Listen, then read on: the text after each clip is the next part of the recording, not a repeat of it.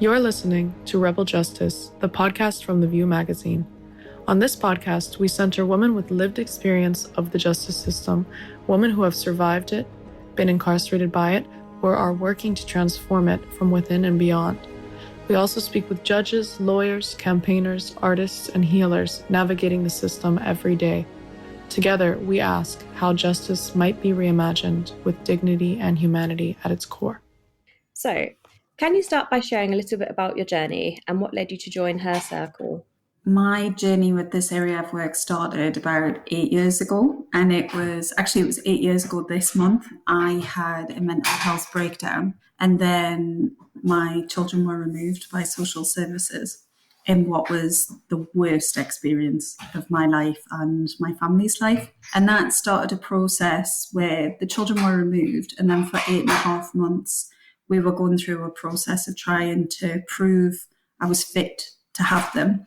And after 8.5 months, I did prove that, and I got the children back in my care. But it opened, prior to that, I'd worked in the corporate sector, I'd worked in sales and marketing. And so I just had no experience of this. I had no background. I was completely ill-equipped to deal with them, though I now realise I was much better equipped than any of the women who I work with. And it just kind of changed things for us. So after that, I decided to retrain. I did a degree in public health, started to understand the reasons that kind of underlie child removal. And I did child removal as a public health issue as my dissertation and thoroughly enjoyed it. And then I think it was whilst I was on the degree, I started to work in the third sector. I'd worked in the women's sector, ended up interim chief exec at a recovery charity, and somebody had suggested I run a group for women who'd experienced child removal, for which I felt wholly unqualified to do. But I did it anyway, and it was such a transformative experience to sit in a room and listen to other women talk about having their children removed by social services and kind of where life had taken them and how they recovered. And I was sitting in a room with these women. There was one woman, and she had 6 children, and 4 of them had been removed in various different ways. And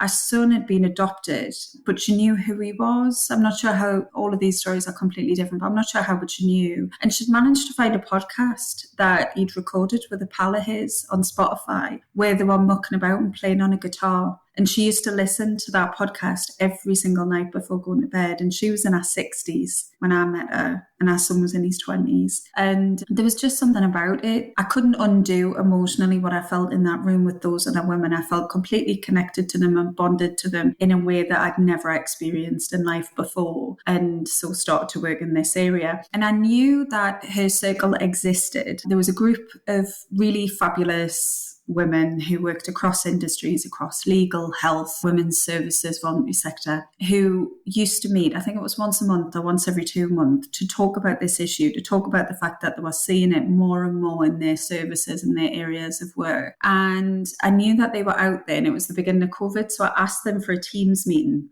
And I shared with them my story of having my babies taken away from me, setting up this meeting and hearing the other women's stories. And then I didn't realise until just before that Teams call what I was going to ask them. But anyway, I told them those 2 stories, and then I said, anyway, I was thinking of starting a cake, and would you like to be the board? And they all just nodded very vigorously. Yeah. Great, let's do it. And so we did. And that was, when was that? Well, it was 2020. So it's 5.5 years ago now. And I just got the notification yesterday. So you've got an exclusive, but we now have charitable status. So we've moved on from KIC, and we're now a full charity. That's and we've just gone from strength to strength. Yeah. Sorry, very long story, but there's the whole origin story done. No, absolutely no. Congratulations. I'm so glad you've got charitable status now. Thank you. We're very pleased. So you've spoken about your own lived experience. How would you say that's maybe shaped your leadership style and the way that Her Circle operates now? It's fundamental to what we do. So the thing that we say at Her Circle is that everything is designed by women with lived experience. And I suppose being the CEO at Her Circle, that does include me as well, but it's by no means a dictatorship whatsoever. It's the opposite. So I had this conversation with somebody yesterday. We have an absolutely sparkling board of trustees. They are incredible, wonderful women, but they never, ever, ever make decisions about the direction of the organisation. They are there to make it possible for the women's direction to happen. So anything that we do here, any provision that we provide is based on all of the women's lived experience. And it's lived experience of recovery, not of the adversity, because what we want to be is a bridge to normal living for the women. We want to be able to help them move beyond what they've experienced. And really, it's the experience of recovery that enables that design.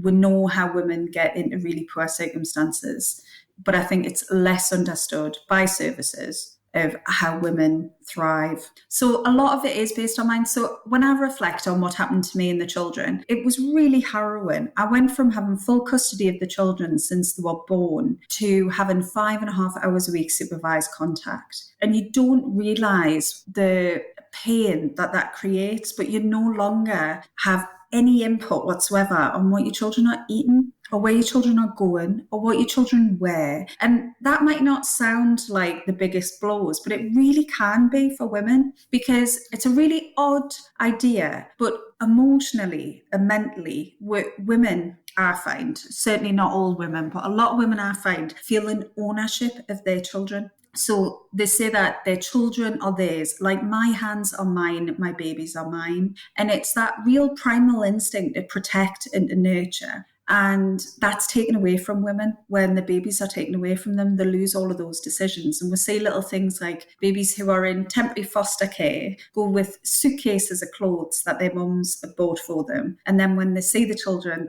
aren't wearing those clothes because the foster carer doesn't like them. And you just want to shake someone and say, who cares if you don't like it?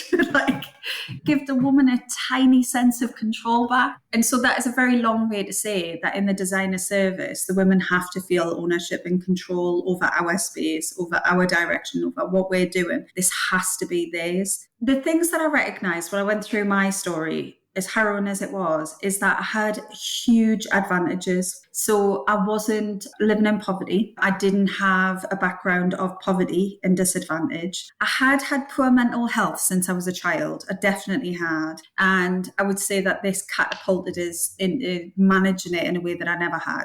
And now, like, job number one on a daily basis is to manage my mental health. And I've had good mental health ever since. But really, the extreme difficulties that our women face when they come in, I didn't have them. I didn't have insecure housing. I had the opposite. I had completely secure housing. I didn't have to worry about work if I didn't want to, but I could work if that was helping me. So I just had a huge amount of advantages. I didn't have any domestic abuse going on. The opposite. I had a very supportive partner who didn't live with us. Funnily enough, he lived in Paris. And when this happened, it happened when I was in England, obviously. And I phoned him to tell him that this had happened. And he couldn't believe it. And I don't mean it was unbelievable. What I mean is he didn't believe it. He kept saying, Amy, you need to get somebody to come round. This is not possible. This cannot happen. And I was saying, I'll not say his name, but I was saying, this has just happened. And he couldn't believe that in any world, a mum who was good and loving and kind could have this happen, but it had. So I think a lot of the responses to the women in service is an acknowledgement that I didn't have all of those complexities that they do have, and how do we get to reduce all of those complexities around them. I got my children back, but 90% of women don't. So I think the figures are 90% of parents who go through care proceedings in the court don't end proceedings by getting their children back. Only 10% do.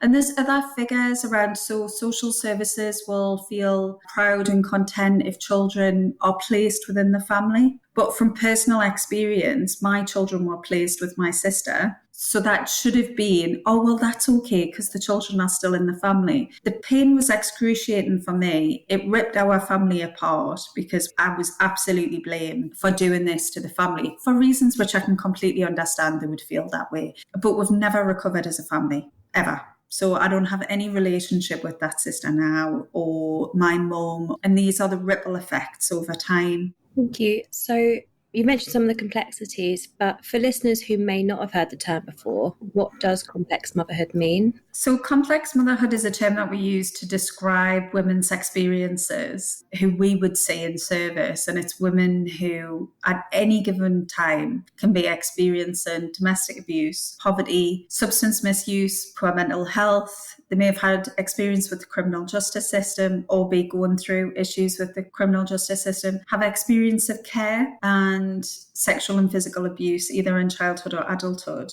And women who experience complex motherhood are much more likely to have their children placed into care. Thank you. And then, based on your experience, what do you feel that some of the biggest misconceptions about mothers going through these challenges are? I think the biggest misconception is women who have their children removed are child abusers. And that's because we remove children under suspicion of risk of harm, and it's to avoid abuse or neglect. We have women in service who have children with disabilities, and they have disabilities. And they've worked with social services for years, asking if they could provide in-house carers, care and support to take the children to and from school, anything that would make it physically possible for them to be able to continue mothering. And there was no service resource whatsoever to make that possible. And so they signed their children over to social services and voluntarily, although I use that term with huge rabbit ears,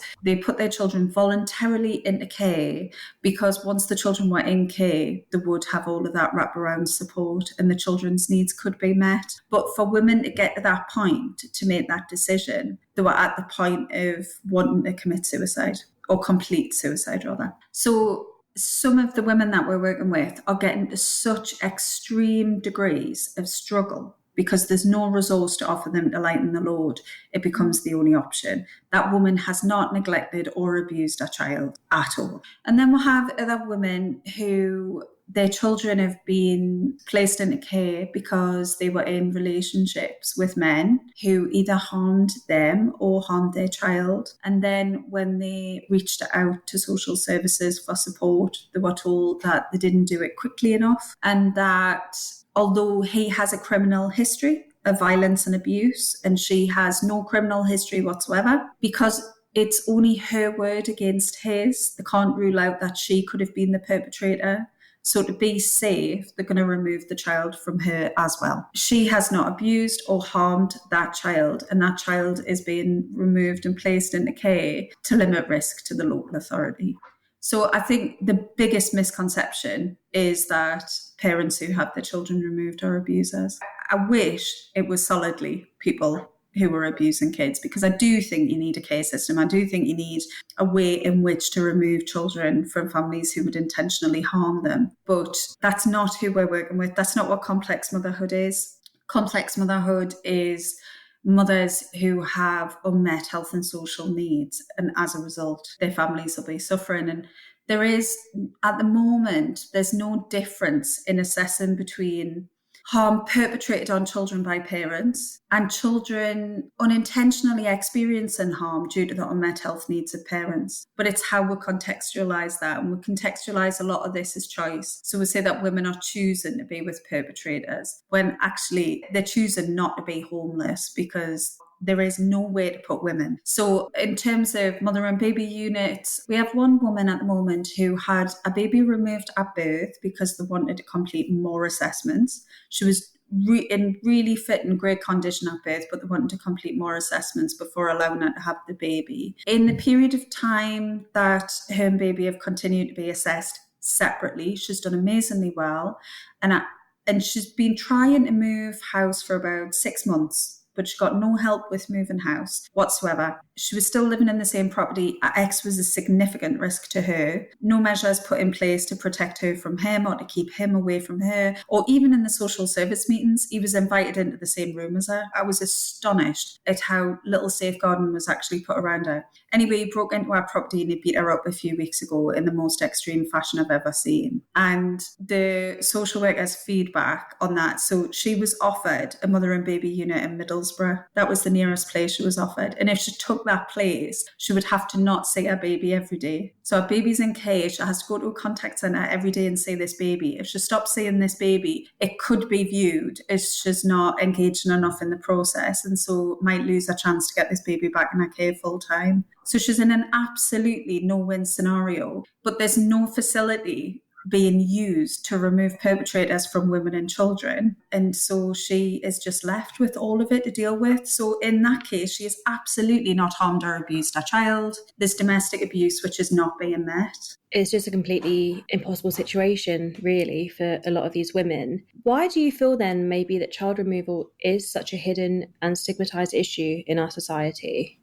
I think if you've got a system which says that they remove children so that they're not abused and you have your child taken away from you, I think you would internalise the narrative that you're a child abuser. So why would you speak out? I didn't speak out about it, and I was a fairly privileged woman comparative to the women I work with. Absolutely. I do identify as experiencing complex motherhood.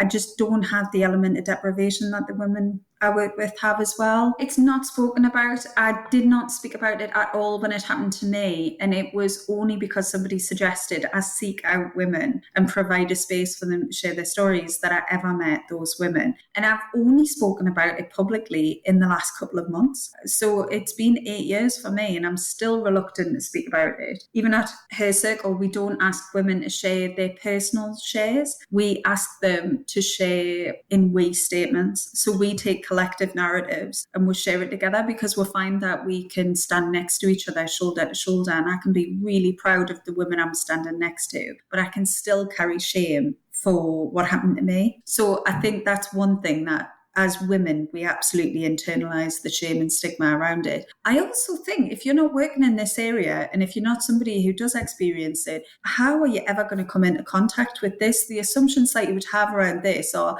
thank goodness we've got robust systems in place to protect babies. And also the thoughts of adoption. You think, certainly 8 years ago, I would have thought, oh, saving babies, isn't that wonderful? Yeah. So there's the whole saviour complex to it. And then the longer you're in it, you realise that actually a lot of adoptions are breaking down, that they're not set up to deal with the complexity that comes with these children coming into care. More and more children are reaching out to birth parents. So I think the landscape, what we've been as a society raised to believe around this topic, I just don't think it bears much resemblance to the reality of it. And so it really perpetrates. The shame and stigma continues. So moving back to the activity in Her Circle, it began as a small peer support project and has grown into such a massive movement. As you said, you've just achieved charitable status. How did that evolution happen? Really slow. It's taken 5 years and I was very much a part-time CEO until this year. It was a few years ago that we developed the kind of idea of what we would look like, and we knew that we wanted to work in 3 distinct areas. So it started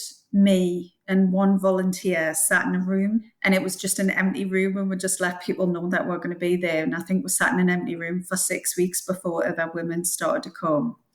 And then they just did. And then it's just grown week on week and week on week. And then the women said, actually, could we have an art group? Do you think we could do an art group? And so we ran an art group, and then things started to grow. And then they said, actually, we'd like an online meeting. Can we do an online meeting?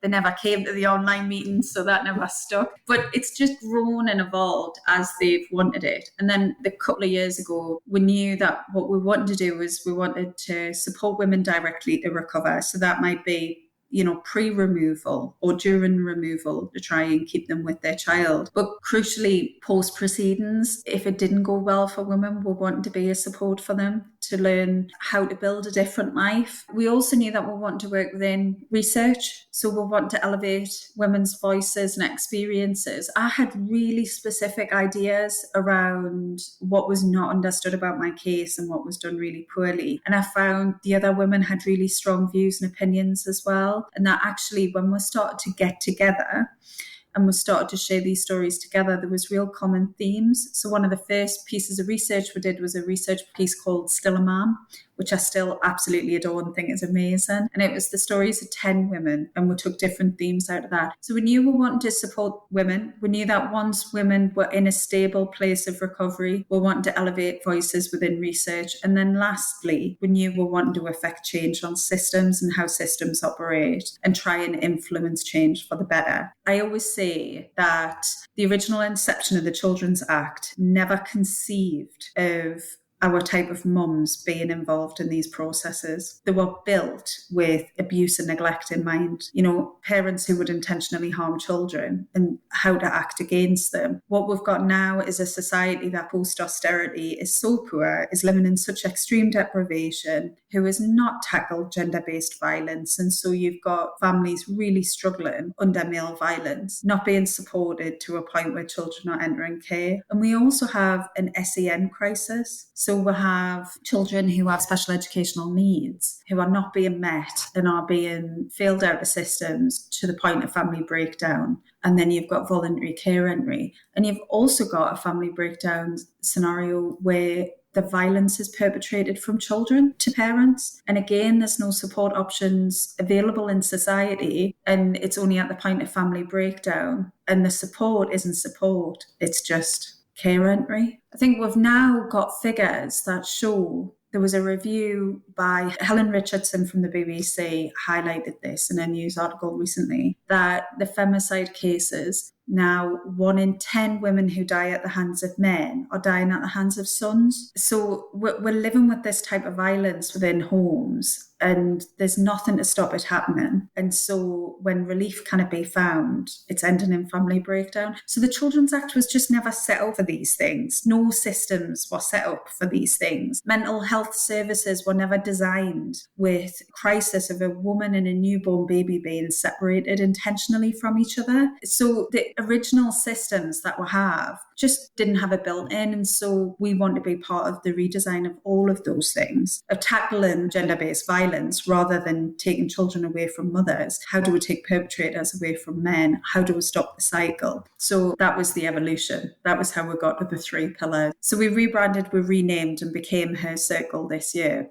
And when we took on that new name, I said to the woman who did the branding, I said, actually, it's been really interesting. A couple of men that we work with in service really haven't liked it. And she was really shocked. And she went, oh, really? Why? And I said, I don't know. But they went as far as like really saying, are you sure you want to pick that name? Like, it's not a good name. I really don't want to overstep, but we really don't like it. And anyway, she took that away. We had no further comment on it because we couldn't climb inside of their heads. But it was an interesting observation that the pushback was very much from men. And she came back and she rebranded the 3 pillars: insight, her impact, and his support, which was just absolutely genius. I said, wow, you really leaned into that her then, didn't you? So that's kind of the evolution of the organisation. Where we are now, we've just got charity status. We've just started a systems change project with Maternal Mental Health Alliance, which is focused on that systems change in all of those different intersecting areas: drug and alcohol services, criminal justice. We partner with a couple of quite big universities and small institutions, and Gateshead Council are a fabulous partner in research for us. And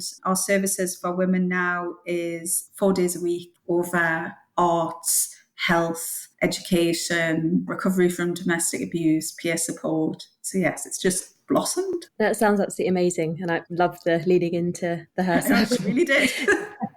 I love it. So you mentioned your project Still a Man. You also have the Listening Project. What are some of the most striking insights to have come out of these studies, would you say? The Listening Project was really interesting, and it broke down 6 different themes that the women spoke to. And I would say that all 6 were correct. I see them in service all of the time. Still a Man was slightly different. So Still a Man took 2 distinct topics and talked about in detail the complexities that they faced. So I remember in Still a Man, one of the things that was raised was that relationships matter, but how difficult it was for women to build relationships in those environments and how much complexity was involved in it.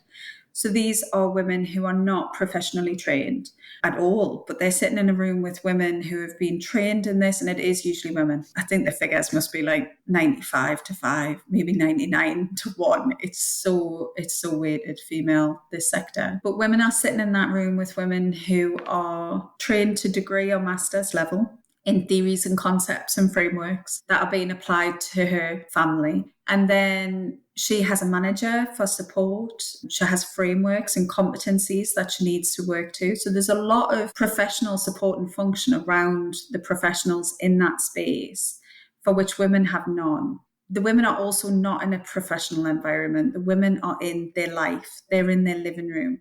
And I used to say this to students, and I might say tomorrow, but think of the last fight, and I mean fight, I don't mean disagreement. Think of the last fight, real argument where you got really angry with your family.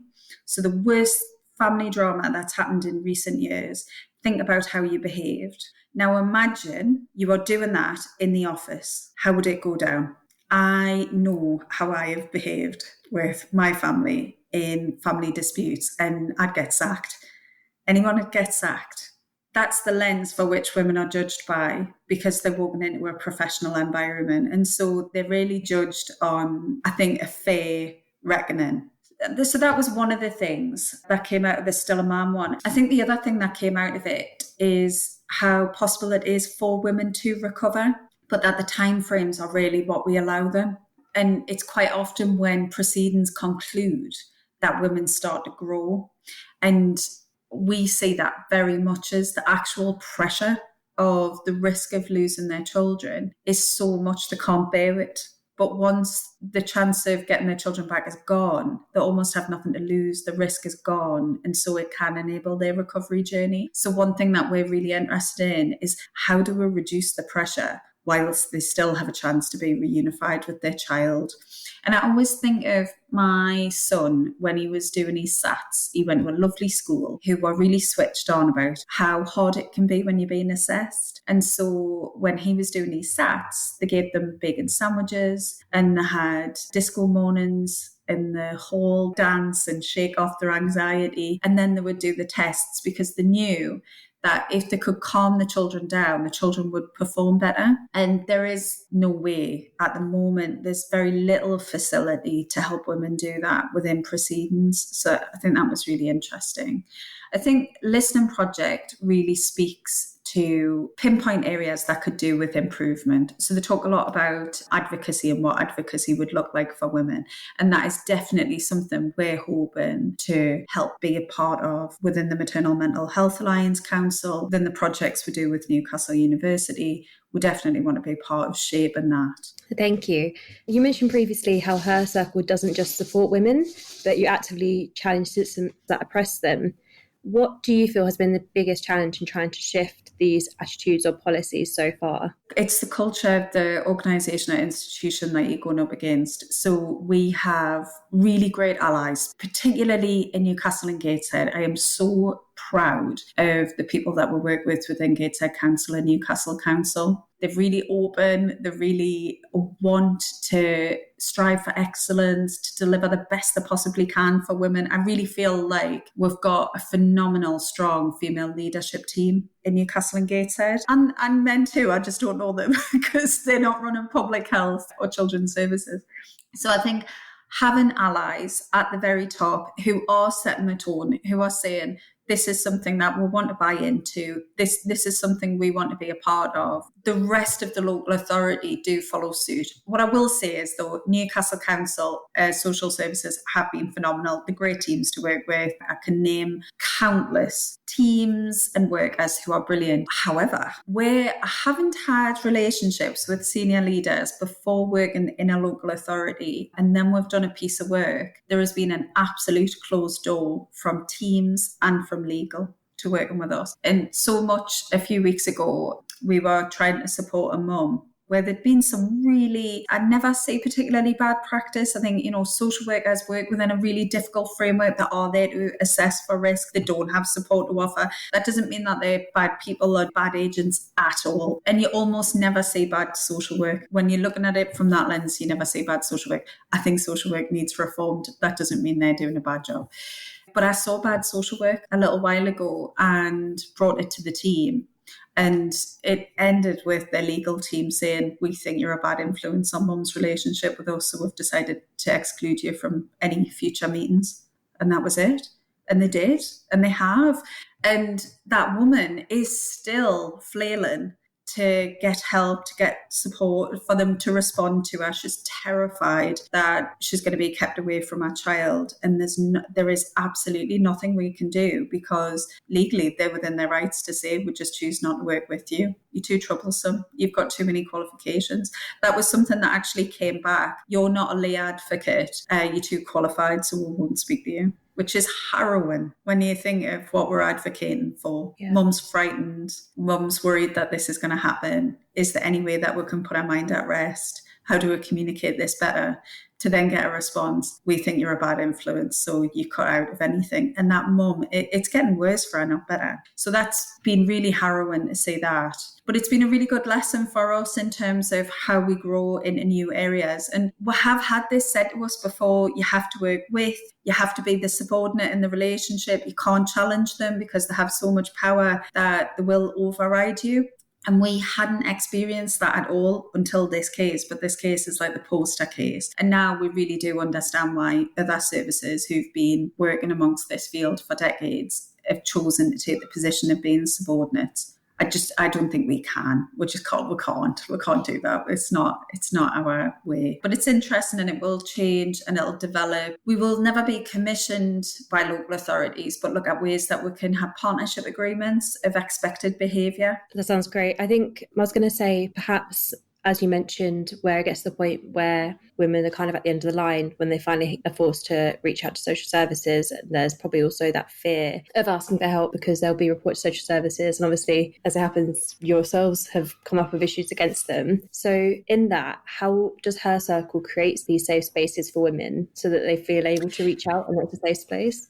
Yes, so we are absolutely for the women. We are for their health. So we see that the best route to keep women and children together or to give women a space to heal. So if they're coming in and they've got issues with domestic abuse, we'll offer them a space to recover from that, to help them end the relationship, put safety measures in place, and go on her own healing journey to try and prevent it happening again. If she's coming in with substance misuse issues, how do we get her into community-based support where she can overcome that? How do we give her friends around her, which are protective factors from needing to use substances? So this is kind of the way we work. So we are absolutely for her and for her health, and we believe that if that's good, her and baby will stay together, her and child. So women can access anonymously. We don't need their name, we don't need their postcode, we don't need anything about them, we don't need to feed into care team meetings, we don't want to write reports for court. We want her to be able to heal and grow. And that means that she's protected. It means that she can come in and she can say, I've done this, this, this, and this, and I feel dreadful. What do I do now?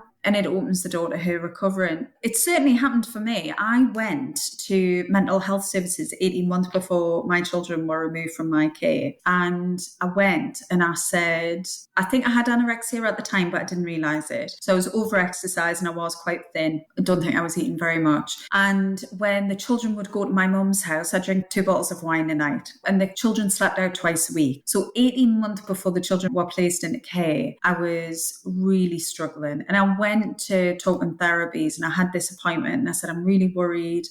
I feel like I'm unraveling. This is happening. And the woman's interest was in, and you have children? Yes, I do. Yes, I have children. And are you drinking when you have the children? No, absolutely not. I drink when the children are at my mum's.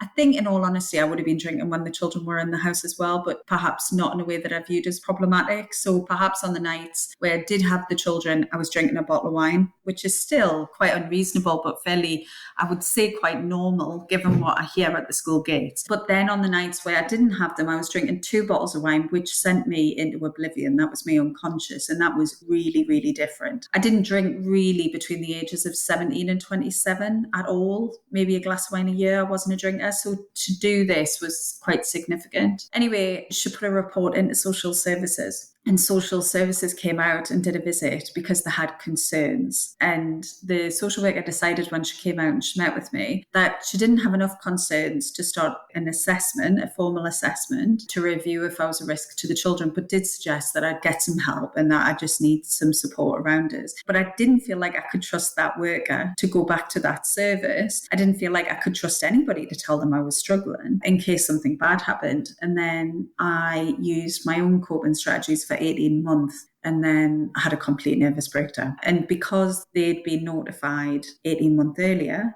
that all was not well, when they got the call to say that I'd had a breakdown and my ex had the children, they supported the removal of the children because they had to, from their perspective, they'd had some information 18 months before that all wasn't well. And so they had to make sure that I wasn't a raging alcoholic and the kids weren't unsafe. And it just propelled her into somewhere really dangerous. That really could have been an opportunity to give us the mental health support that I needed safely. And I would never have faced what had happened with children 18 months later. So for that reason, and a million other stories from the women, because they all tell that story, women can access our service anonymously. Thank you. And you kind of mentioned there briefly what potentially would have been a far better outcome initially for yourself and your family. But in your view, from your experience and the women that you help every day, what would a truly supportive or trauma-informed system look like for mothers at risk of child removal? I wish I could have met mums like me back then. I really do. I wish I could have walked into a room of women who, on a surface level in life, had their shit together, who had jobs and were articulate and bright and showed that life was possible, and also had experienced horrendous breakups and some domestic abuse and challenging families, which left them a little bit vulnerable to the world and not able to cope. I mean, that was definitely me. That was who I was. And I think had I met those women and I'd had that phenomenal experience I had when I was chief exec at the recovery charity and I met women for the first time, it could have been that moment of real change for me, and it would have set my path in a different direction. I mean, what did happen for me when I lost the children is I just engaged in anything and everything to help us heal. So I learned about what mental health is, what protective factors are, about how to put them into life. I joined a 12-step fellowship for alcohol because at the end of that 18-month struggle, I was definitely a full-blown alcoholic. I haven't drank in 7.5 years now. So I think that journey could have started 18 months earlier, and the children needn't have ever been removed from my care, and the damage that happened to me, to the children, to my extended family, it all needn't have happened. And that's really what we hope to give women. When they walk in, they're going to walk into a room of amazing, bright, articulate, beautiful women who are living their best life, who once weren't, who once struggled as much as they did, and can show them the way. Thank you. So looking forward, what is your vision for Her Circle in the next, say, 5 years? Oh, you sound like my chair of the board. We had a catch up on Thursday night last week. We went out to dinner, and then on the way home she was like, "So Amy, where do you see this going in 10 years?" I was like, "Oh, Karen, come on, it's 9:00. I'll tell you what I have.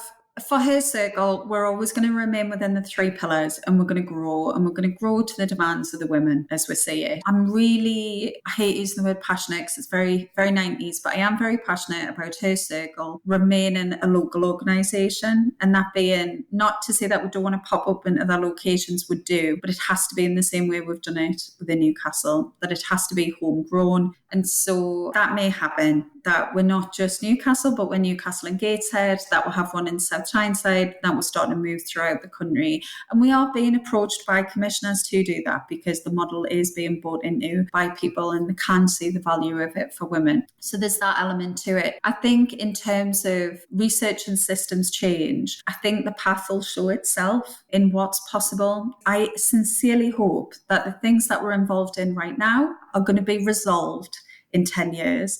And what the problems are in 10 years' time that we're trying to resolve are going to be completely different. If I am still banging the table for women for the same issues in 10 years, then I'll consider myself a failure. Thank you. For any women listening who may be going through some of the challenges we've spoken about today, what message would you like to share with them? Oh, please get in touch. You're not alone. You're absolutely not alone. There are so many women who have experienced this, who do go on to recover, who do find a different way of being. It was the most transformative experience of my life, knowing that I wasn't alone. And so for any other woman who's out there and struggling, I hope she hears that she's got allies here. Absolutely, thank you. And finally, for our listeners who want to support your work, what's the best way for them to get involved or help out? Oh gosh, it depends what they want to do, but if they want to donate, please get in touch.